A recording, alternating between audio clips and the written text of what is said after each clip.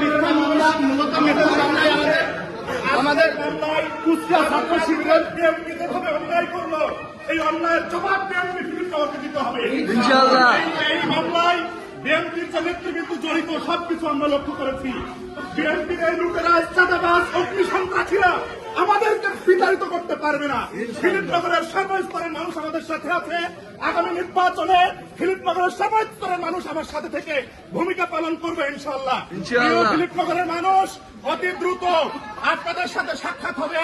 আপনাদের সাক্ষাতের মধ্য দিয়ে আপনাদের হৃদয়ের মানুষ আমি খাজা আহমেদ আপনাদের কাছে এসে উপস্থিত হবো ইনশাআল্লাহ। আপনারা ভয় পাবেন না।